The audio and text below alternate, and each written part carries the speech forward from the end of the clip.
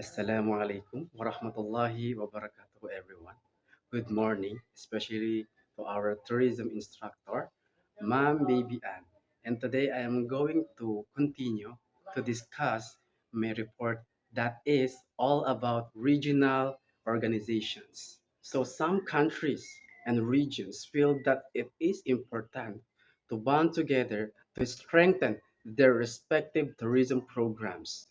These regional organizations have become excellent sources of information.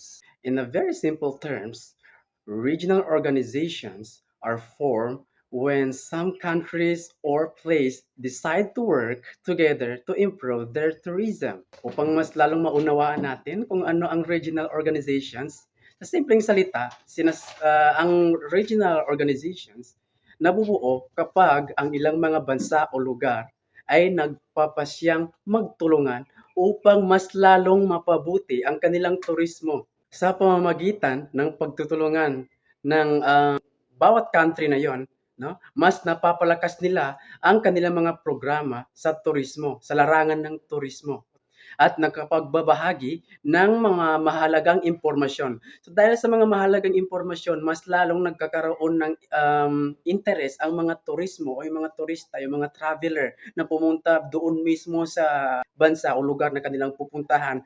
Kung ang kanilang pupuntahan ba ay safe o hindi. Ang mga organisasyong ito ay nagbibigay rin mismo ng mga mahalagang detalye tungkol sa tourism sa lugar na yun. Yun na yung sinasabi ko kanina. Ito ay patungkol sa mga lugar o ng geographical place kung saan pupunta ang mga turismo, no? Na nagpapadali para sa mga turista at negosyo na maintindihan kung ano ang mga pwedeng gawin o puntahan ng mga turismo. Bukod sa safe ang lugar, kung ano bang maganda doon sa pupuntahan nila, ano bang mga magandang tanawin na maaari nilang makita doon sa lugar na kanilang pupuntahan. Ayan ay ang ginagawa ng mga regional organizations. So that is regional organizations.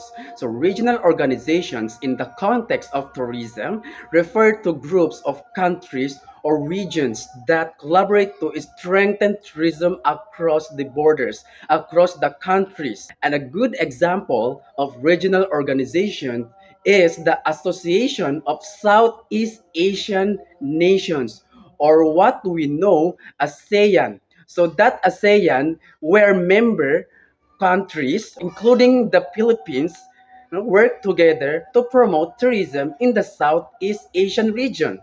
Ngayon, ano-ano ba ang mga regional organizations na yon? So now let's discuss the Organization for Economic Cooperation and Development, or OECD. So the Organization for Economic Cooperation and Development was set up in a convention signed in Paris on December 14, 1960.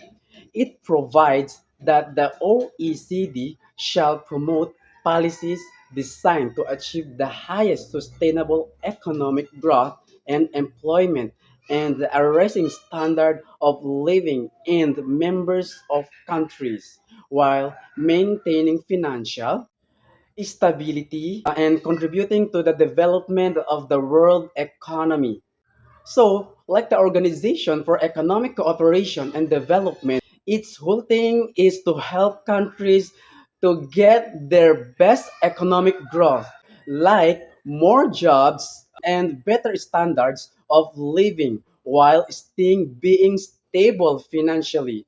It's like they are also one countries. So ang ginagawa ni OECD, gusto rin nilang tumulong sa mga developing countries, lalo na yung hindi membro ng isang organization like OECD. Kasi ang OECD nakapokus siya internationally. So dapat kapag nakapokus ang organization sa international, so dapat nilang sundan yung mga international rules to avoid bias at walang favoritism, no? Gusto rin nilang tumulong sa mga developing countries, lalo na yung mga hindi miyembro ng organization para mag-expand yung kanilang economy, na maging maayos yung ekonomiya nila. para sa mga turismo na bibisita doon mismo sa lugar na kanilang pupuntahan. At dahil doon nagiging sustainable at nagiging stable at the same time ang economy ng lugar. So, yung mga members ng OECD like countries ay ang Australia, Austria, Belgium, Canada, Denmark, Finland, France, Germany, Greece, Iceland, Ireland, Italy, Japan, Luxembourg, Netherlands, New Zealand, Norway, Portugal, Spain, Sweden, Switzerland, Turkey, United Kingdom, at lastly, United States. Basically, sila yung mga countries na part ng organization na ito. And they work together for better economics and trade. So again, hindi lang sila nakapokus sa mga nabanggit na countries, kundi tumutulong sila sa mga countries na nagde-develop ang kanilang economy. Tourism is an integral part of its objectives. So OECD, its objective is tourism. Recognizing this, the OECD established a tourism committee responsible for coordinating studies, organizing meetings of member countries to improve statistical methods. Dahil dito, nagsiset up sila ng tourism committee na na-in-charge sa pag-coordinate ng mga studies. They also organize meetings with member countries para pag-usapan kung papaano i-improve ang statistical methods ng money exchange at accounting. Ibig sabihin,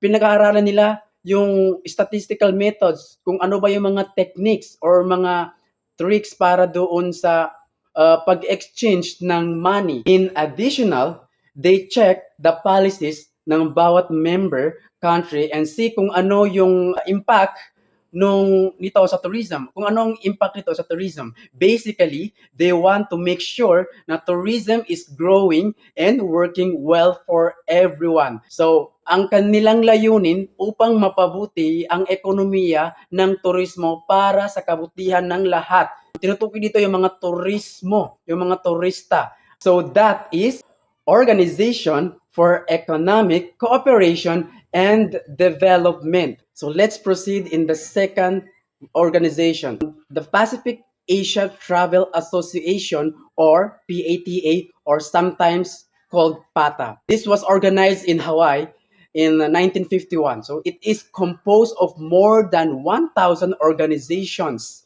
including governments, air and steamship lines, wholesale and retail travel agencies, or ground carriers. Ngayon, ang purpose ng PATA ay gawing i-develop, i-promote at gawing mas madali ang pag-travel sa Pacific area.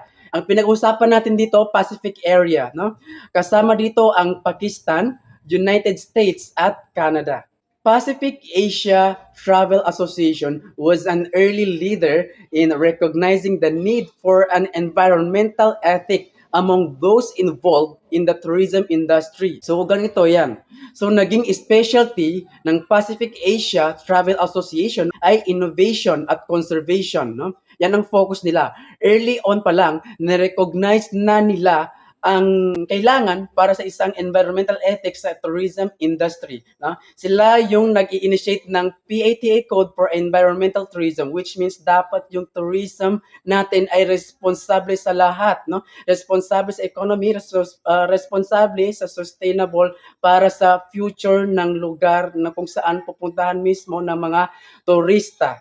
The PATA's model for an environmental ethic for the travel and tourism industry foreshadows the power of industry coalitions in directing future tourism trends and their relationship with international economic affairs. Nangangahulugan lamang na kailangan nito matugunan yung pangailangan ng mga turista, yung mga travelers ngayon nang hindi sinisira ang tsansa ng kanilang kinaharapan o future generations na protektahan yung paligid, yung kapaligiran, yung environment.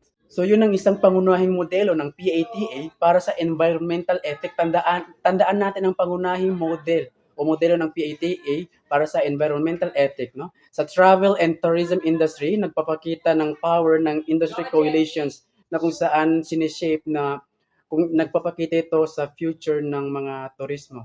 or what I mean, yung future tourism trends at kung paano sila magre-relate sa international economic affairs, kung paano sila magkakaroon ng connection internationally. So PATA also organized conferences, reports, advertising, training programs at seminars para makatulong sa mga involved sa tourism industry. So kailangan nila yon upang mas lalo nila ma-involve sila sa industriya ng turismo. So kinakailangan nila ng interact within the international borders.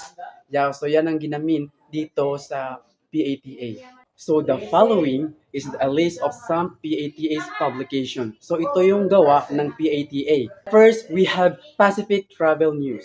Ito ay parang news magazine. Yung mga nakikita niyo na nagbibigay ng latest updates, no? Yung mga nangyayari sa kasalukuyan tungkol sa travel about the Pacific region. So if may bagong developments or trends sa tourism, dito mo mababasa. Secondly, it is annual statistical reports. So every year, naglabas sila ng statistics tungkol sa travel industry. Parang summary ito ng mga numbers and data, no? Dito yung mga tables ng mga ng numbers and data kung saan tungkol sa travel industry. So, para malaman natin kung gaano kalaki ang impact ng tourism sa iba't ibang bansa. So, kapag nakita mo yung mga numbers o yung data, so malalaman mo na kung ano yung mga yung ano ba yung nagiging impact ng tourism sa iba't ibang bansa. Third is travel market study. So ito naman ay isang study na nagsusuri sa travel market. It is all about marketing, like trends at kung ano yung mga gusto ng travelers.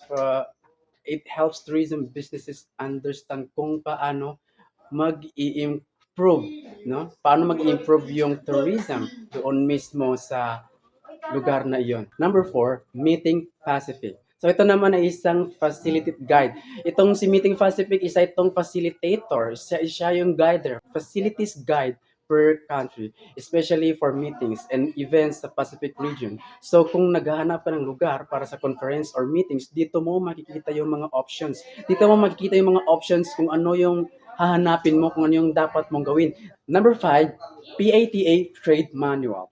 Manual. Ito na nagbibigay ng information or info para sa mga businesses na involved sa tourism like trade information and contacts na makakatulong sa kanila sa pag-negotiate or partnered with others. So lastly, last of their publication is Tourism International Research Pacific. No? Every 3 months, nilalabas sila ng research na nakatuon sa tourism sa Pacific region. Dito nila sinusuri ang mga trends at challenges, no? Para alam ng mga businesses and the governments kung ano-ano ang dapat i-focus nila doon sa tourism. So let's proceed in the another organization, Caribbean Tourism Association or CTA. So the Caribbean Tourism Association was created in 1951 to help develop tourism in the Caribbean borders. No? Itinatag ang CTA noong 1951 para tulungan ang pag-unlad ng tourism sa Caribbean countries. Ang kanilang layunin to provide collaboration among countries and territories. No? They want the countries in the Caribbean to work closely together. No? Gusto nilang magtulungan ang mga bansa sa Caribbean. So, another organization, Pacific Economic Cooperation or APEC or APEC. APEC is an international organization that focuses on helping countries in the Asia-Pacific region, including tourism. Layunin naman ng organisasyon na ito, tulungan ang mga bansa na palaguin ang ekonomiya at teknolohiya at pagbutihin ang kalakalan sa pagitan nila. So, APEC has different groups working on topics like tourism, transportation, telecommunications, and trade. No? The US leads the tourism group, working with other countries to improve travel and tourism in the Asia Pacific region. So ang focus naman nito ay yung mga lugar sa Asia and Pacific region. So lastly, we have the Organization of American States or OAS. So ang focus naman ng organisasyon ito ay sa mga bansa na galing mismo sa America states, no? The main goal of the OAS is to improve relationships between countries in the Americas. So ang focus nila ay ang bansa ng mga Amerika. So ganun din. Their goal is pagbutihin ang mga ugnayan sa pagitan ng mga bansa sa Amerika. Ganun pa man, meron din tayong iba't ibang organizations. No? There are other travel groups like the South American Tourism Organization or SATO, the European Travel Commission or ETC, and the Common Market Travel Association, CMTA. So these organizations help to organize and improve tourist activities in their member countries. So ganun din, pare-parehas din sila ng goal na pagtutulungan nila yung bansa sa kanilang mga borders o kung ano yung mga bansang sakop nila. So that's all my presentations. Thank you for watching and I hope na naintindihan niyo yung report ko. Alhamdulillah. That's all.